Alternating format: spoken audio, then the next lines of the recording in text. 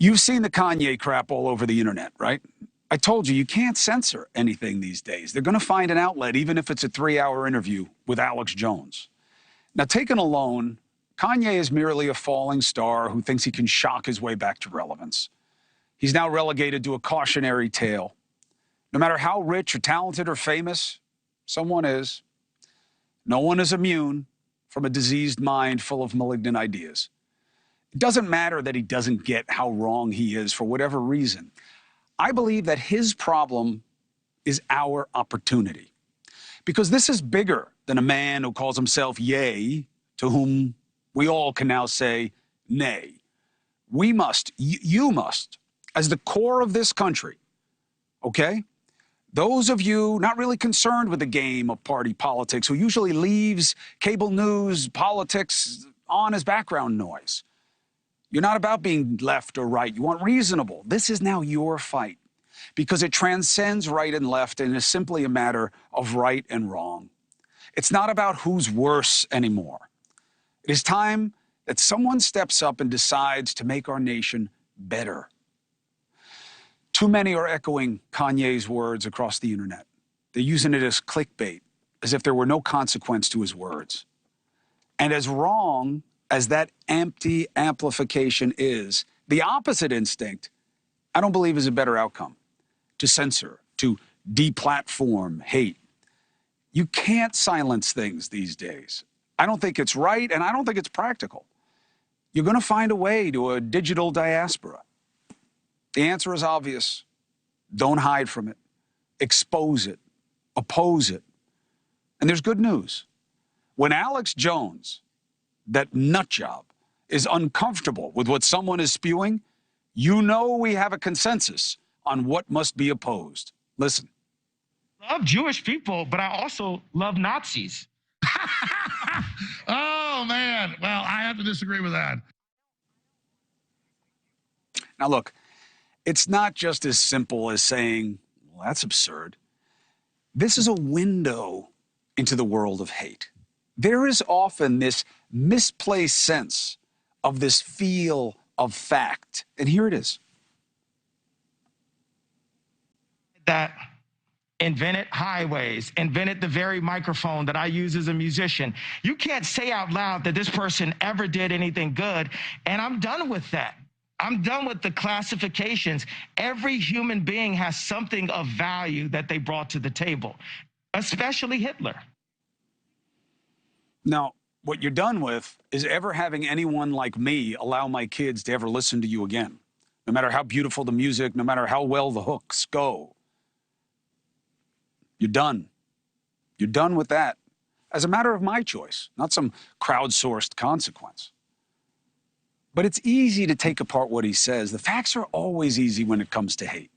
Okay? Hitler didn't invent the microphone. Now, you can debate, there were evolutions of the technology. How much credit do we give David Edward Hughes from England, Emil Berliner, Thomas Edison? But no Nazis need apply. They didn't invent it. And Hitler didn't invent highways. The first paved roads were like back in Mesopotamia, like 4000 BC. The first road to get a coat of tar, how about that? That wasn't him. It was the Champs-Élysées in Paris, 1820-something. America's first federally funded highway ran through 6 states, completed in 1834, 55 years before Hitler, who was a failure and a fraud, was even born. You see, bigotry never stands up to scrutiny. It is rarely as much about the rational as it is about a radical rejection of decency in favor of perverse advantage. To make someone less so that you can artificially ascend. And no matter where we find it, it can never be ignored because it will be empowered. Now look, this is so much bigger than just the idea of going after Trump. And I know that's happening. But look, it is not right that Trump doesn't get mentioned by name when his party is forced to confront what is in their ranks. He meets with this Kanye bigot and a known neo-Nazi, and they won't say his name. No one should be me. Come on. Who's he, Voldemort? Would you do that? Would you meet with people like this? And if we want to just keep it in the political spectrum and not the normal how we live our lives perspective. Imagine if Biden did it. That's the test of whether one of the parties is actually being straight up with you. Would they handle it the same way if it was someone on the other side? Would GOPers avoid saying Biden's name if he met with those guys? Would you keep in the GOP with the deft touch of the general caution that no one should be meeting with bad people? Of course they wouldn't. And it's not that Trump didn't know. We're going to play this game again, just like he didn't know who David Duke is.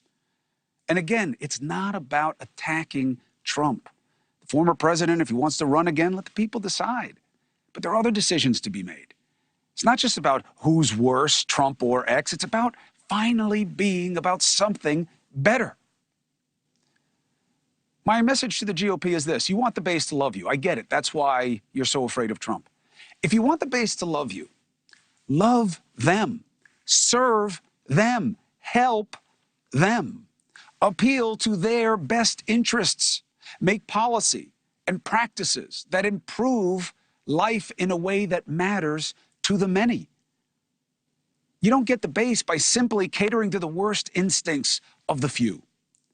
Now is the time for the right and left to stand up and stand strong and make the case for this country and what we can be at our best. Both sides, eye roll, save it. Okay? It's not a game. That's not what I'm doing. Oh, I said something about the right. I have to say something about the left. Leadership is limited to two parties right now. You need them all. Okay? You need Democrats and Republicans to be pushing us in the same direction, or we will stay stuck where we are. And we both know this because that's what has been happening. Now, instead of just complaining, I got to be part of the solution, right? I'm not a leader, but I have advice for our leaders. And it comes from history and faith and proven to be a difference for people. I have two guiding lights for all of them. Anyone who wants to step up and be better at this point. We're desperate for reason to believe. We're desperate for leaders that are about something better and not worse. Two perfect paths. They're old roads, carved out and tread by generations, by those who follow a faith that Kanye and a malignant minority in America hates without cause. Come from Judaism. My father taught me these ideas, and it was hard for me to write this today. I so wish my father was here to talk about this. I so wish his mentor was here to talk to him about this. These ideas weren't his. They were passed on to him by a great man named Israel Mauschwitz, a good Italian. It didn't matter that one was Italian, one was Jewish. They were joined by the love of fellow man and the ancient wisdom for the best way forward for any people bent toward the betterment of all. Two virtues, tikkun olam and tzedakah. Tikkun olam means to repair the universe. God started it, he didn't finish it. We are here to work together to make this a better place. How? Tzedakah means charity, but not just in the write a check, toss you a piece of pizza way. It is a way of life that is centered on how you can make your existence about helping. Jewish ideas, yes, but you find them in every major faith. Christians capture this as being what the Catholic scientist Teilhard de Chardin called collaborators in creation, devotion to something bigger than yourself, Jesus' instruction. Love one another as I have loved you, and do it for the love of me, and I am truth. But you don't have to believe in a higher power for this to be true. You believe in nothing higher than our collective conscience to see the ethical imperative to take care of one another. Remember, this place is different. America is different. What a challenge.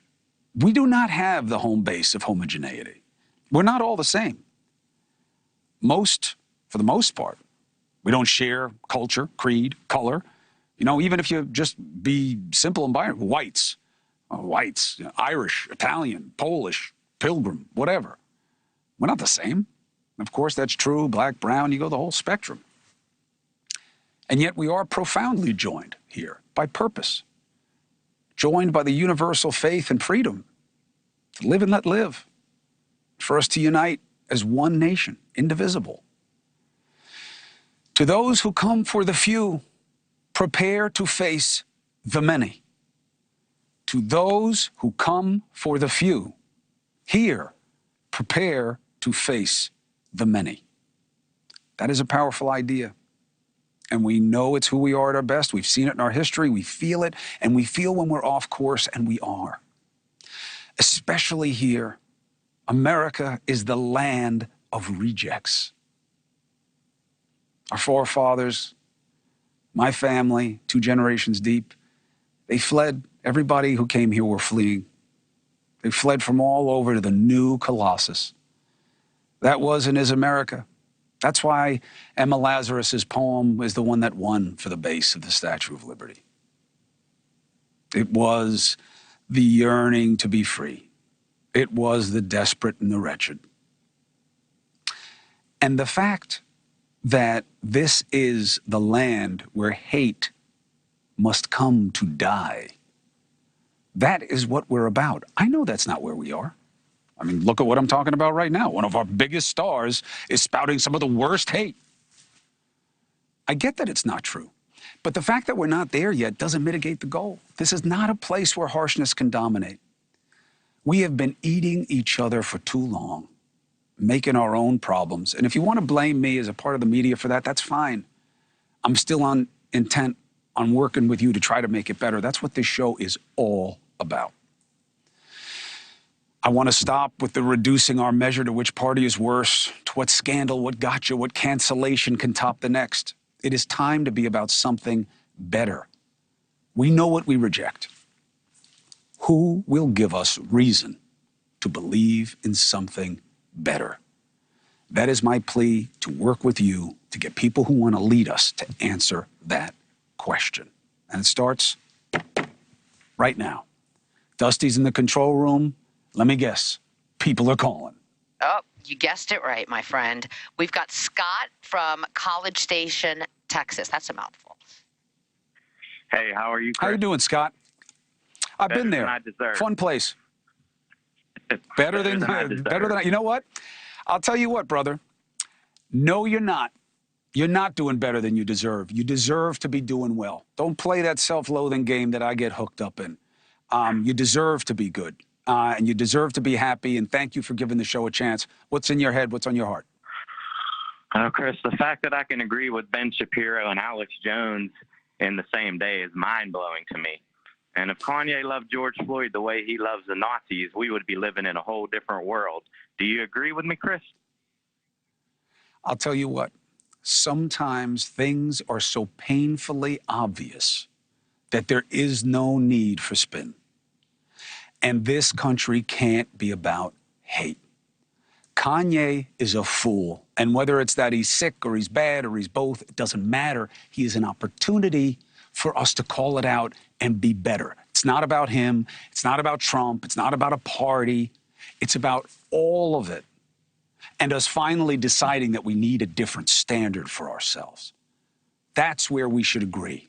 And I need people like you who don't buy into the party and the labels to demand better, because you're the biggest slice of the pie. Next. Next, we have Kevin from, forgive me for mispronouncing this, Antrim, New Hampshire. How you doing, Kev? Hey, Chris. All right, man. This was a hard one tonight. I'm hurting about this, and I'm missing my pop because he knew the message, man. You know, you can always argue about who you want as a messenger, but he knew the message. And I know that we can get to a better place. I know it. I know people are sick of where we are, man. I hear it all the time. But we need leaders. We need leaders. And we got to use the opportunity not to just fan the flames of what's the most ugly and obnoxious thing that happened recently, but to take it and reject it and be something better. What do you think? I hear your point that we should expose and oppose, but media keeps blowing air into this dumpster fire that is Kanye West. Oh, by the way, yay. Wouldn't it be better if all media, including NewsNation, just stopped covering this extreme anti-Semitic characters?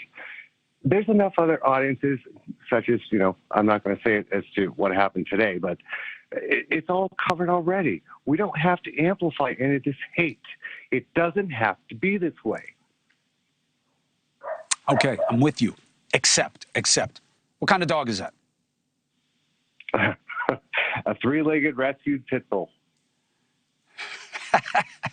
I got these rescue dogs here. When they start barking, it's crazy. Anyway, listen, you're right, but we're not in the theoretical here. We're in the practical. And just because you decide I'm not going to cover it, it doesn't go away.